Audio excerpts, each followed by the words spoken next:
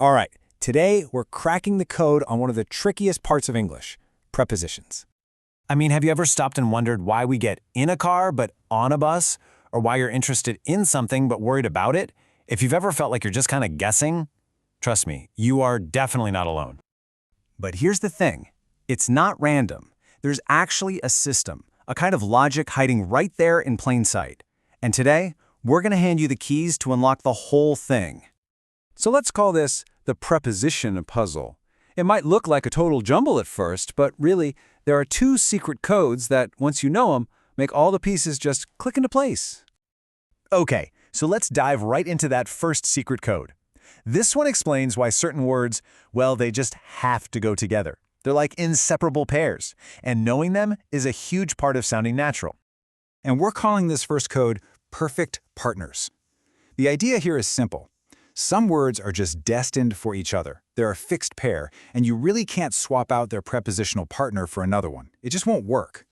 Okay, check this out. This is a super common mistake.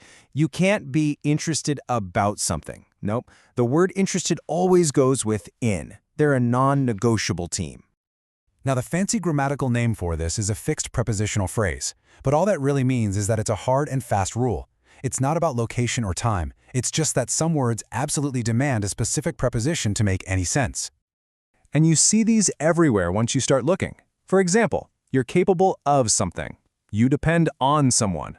You ask for help. You listen to music. You worry about an exam. See? Once you get the hang of it, these perfect partners start popping up all over the place. All right, you ready for code number 2?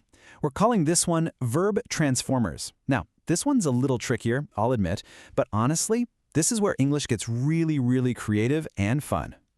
The official name here is a phrasal verb. So what is that? Well, it's when you take a basic verb, like get or come, and you add a tiny little word to it, what's called a particle, like up or with or off, and boom, you've got a brand new verb with a completely different meaning. Let's look at an example. Take the verb come. Simple, right? It means to arrive or move towards something. But add up with to it, now you have come up with, which means to invent or create an idea. See how that works? The original meaning is just gone. It's totally transformed. And some verbs are absolute superstars at this. I mean, just look at get.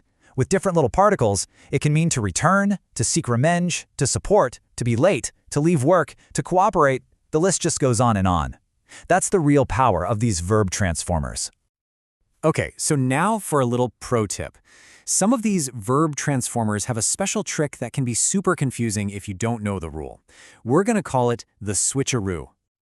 Okay, so here's how it works. If the object is a noun, like her coat, you have a choice. You can say, she took her coat off, or she took off her coat. Both are totally fine. But, and this is the important part, if the object is a pronoun, like it, you have no choice. It has to go in the middle. She took it off. You can never ever say she took off it.